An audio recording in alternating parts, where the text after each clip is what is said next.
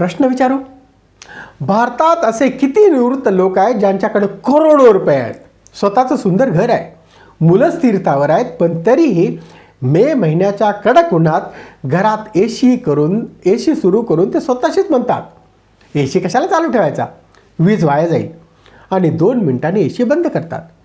पैसा आहे, पण पैसा वापरण्याची परवानगी स्वतःलाच नाही. ही गोष्ट पैशाची नाही, ही मानसिकतेची गोष्ट आहे. नमस्कार मित्रांनो, मी शिवाजी शिंदे. आजचा विषय थोडा वेगळा आहे, कारण आपण आयुष्यभर एकच गोष्ट शिकत आलो आहोत: कमवा, बचत करा, भविष्याचा विचार करा. आणि चुकीचं नाही आहे, पण एक प्रश्न आपण स्वतःला कधी विचारतो का? भविष्यासाठी बचत करताना वर्तमान तर हरवत नाही ना? एक पिढी जी काटकसरीने जगली, आजचे अनेक निवृत्त भारतीय अभावाच्या काळात वाढले. रेशनसाठी रांगा, फोनसाठी वर्षानुवर्षे प्रतीक्षा, नोकरीची स्थिरता म्हणजे सुरक्षित भविष्य, ऑटोचा खर्च वाचवण्यासाठी बसस्टॉपपर्यंत चालत जाणं, शर्ट फाटेपर्यंत वापरणं, स्वतःच्या इच्छा बाजूला ठेवून मुलांच्या शिक्षणासाठी पैसे खर्च करणं, मुलाच्या IIT कोचिंगसाठी स्वतःच्या सुट्ट्या कमी करणं, मुलाच्या लग्नासाठी स्वतःच्या अनेक इच्छा पुढे ढकलणं. त्यांनी स्वतःच्या सुखाला नेहमी नंतर म्हटलं, आता नको, पुढं करू. आता खर्च नको, मुलासाठी ठेवू. आता प्रवास नको, निवृत्तीनंतर जाऊ. आणि मग निवृत्ती आली. आज परिस्थिती बदलली आहे. आज त्यांच्या नावावर स्वतःचं घर आहे, FD आहे, PPF आहे, म्युच्युअल फंड्स आहेत, रिटायरमेंट कॉर्पस आहे, कदाचित 2-3 कोटी किंवा त्याहून अधिक संपत्ती आहे. म्हणजे आर्थिकदृष्ट्या ते सुरक्षित आहेत, पण मन अजूनही 40 वर्षापूर्वीच्या काळात अडकलेलं आहे. याला म्हणतात सेव्ह स्विच. 40 वर्ष त्यांच्या मेंदूचा एकच स्विच ऑन होता: सेव्ह, सेव्ह, सेव्ह. प्रत्येक निर्णय किती वाचल, किती बचत होईल, हा खर्च टाळता येईल का? ही बचत सुरुवातीला फक्त सवय नव्हती, ती त्यांच्या जगण्याची गरज होती.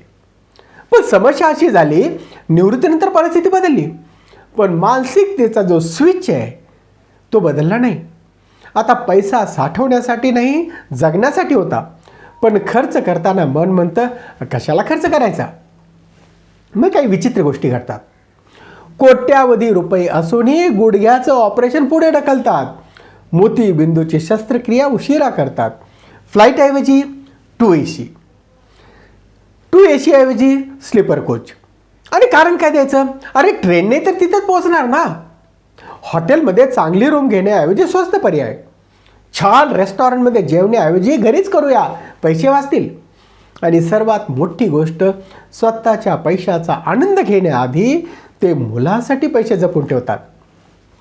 पण एक गोष्ट लक्षात ठेवा, तुमची मुलं जर आज 40-45 वर्षाची झाली आहेत, त्यांचे करिअर आहे, इन्कम आहे, घर आहे, फॅमिली आहे, तर कदाचित त्यांना तुमच्या संपत्तीपेक्षा जास्त गरज आहे तुम्ही आनंदी आणि समाधानी पालक म्हणून दिसण्याची. मुलांना करोडो रुपये देणं हीच प्रेमाची अंतिम भाषा नाही.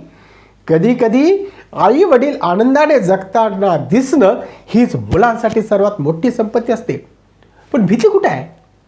मनात एक प्रश्न सतत असतो, मी अजून 20 वर्ष जगलो तर, पैसे संपले तर, महागाई वाढली तर, हॉस्पिटलचा खर्च वाढला तर.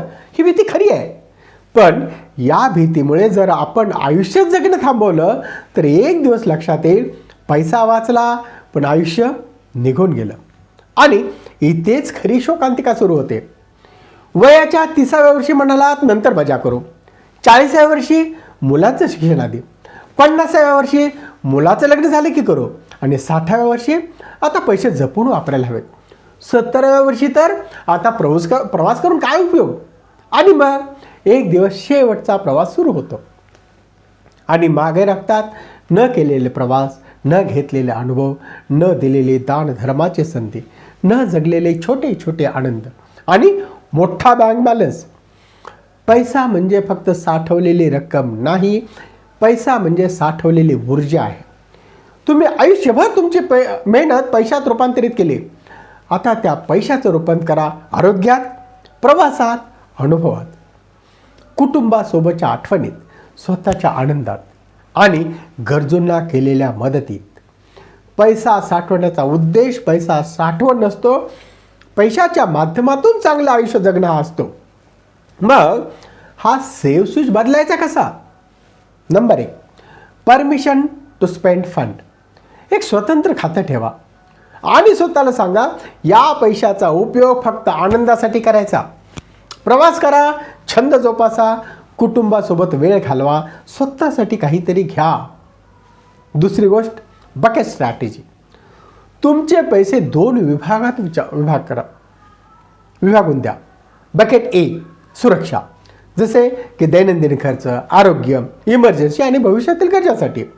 बकेट बी, लाईफ, प्रवास, अनुभव, आनंद, छंद, कुटुंब आणि दानासाठी कर.